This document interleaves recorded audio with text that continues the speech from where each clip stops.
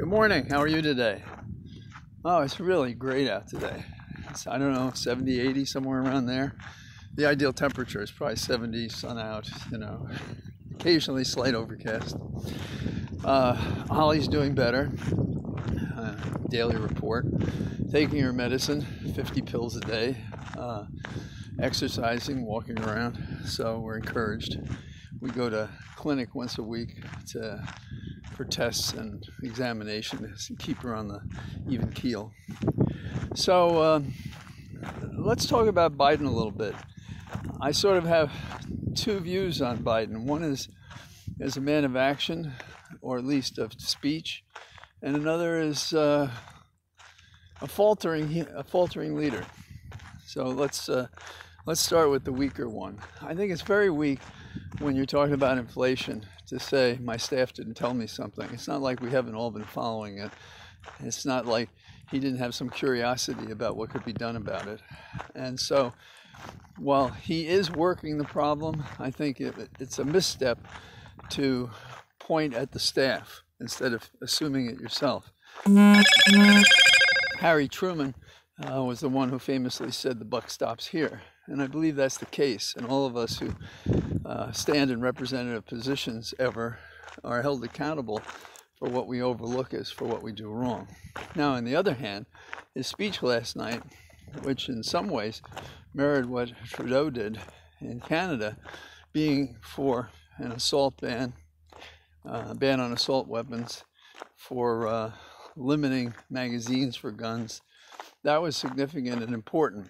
Now, it has no chance of passing without Republican support, and Republican support is minimal or non-existent. In the Senate, to get to 60, we'd need to pick up all Democrats and 10 Republicans, and I don't see that happening. So what is the purpose of it? The purpose is to set a goal, a significant one, an important one. Aristotle said nothing improves your aim like having a target. Well, that's what I think Biden is doing. He's setting a target, he's setting a standard, and I think it'll be important in the midterms because these acts of violence, these hideous acts, are just not going to go away. I thought Swalwell dealt with No Jacket Jordan really well yesterday, saying, are you here on the side of the kids or the killers?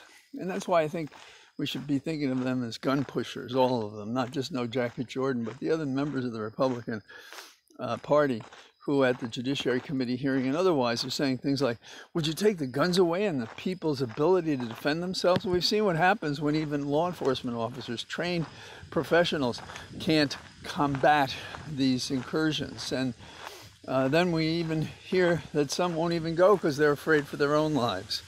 That's not a solution. That's a further accident waiting to happen. And see the craziness when a patient has pain after surgery, sets out to kill the doctor who performed the surgery, killing others in his visiting mayhem in a hospital. The irony of the location and the reason is just something. And he ends up dead himself. So he traded pain for death and ignominy. That's where our world is going these days. It's pretty terrible. We have we have so many instances of bad judgment and bad action, and then you contrast it with a royal wedding. So what are people to do? What people are to do is, again, it's going to be the people. The pressure comes from below, and that's another, I credit Biden for his speech last night, because that's who he's aiming this at.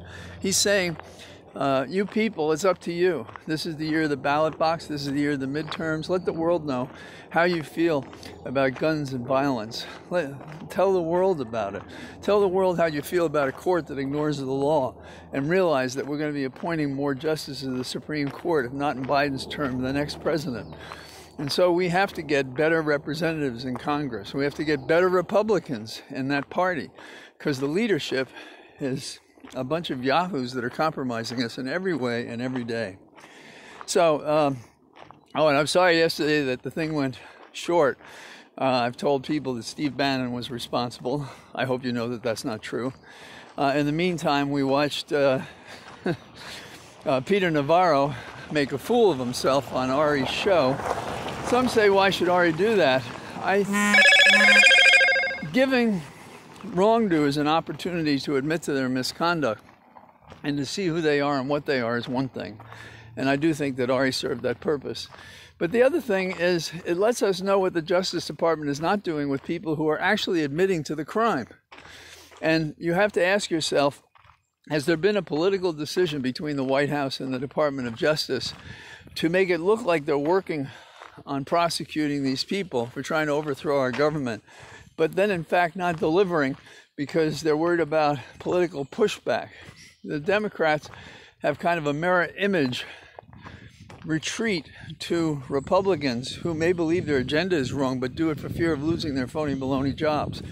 And so are the Democrats in the same category? Some are, for different reasons. We can't accept that. We have to draw the line and do something, and we're not doing that. And you and I are the ones who make that change. If they believe at the ballot box we're going to vote up or down for people who care about America and restoring the Republic, then they'll do that. If they have no fear that there'll be no sanction for them misleading America and assuming policies that are not in our best interest, they'll do that. So, it's beautiful out today. So have a good day wherever you are. Bye-bye.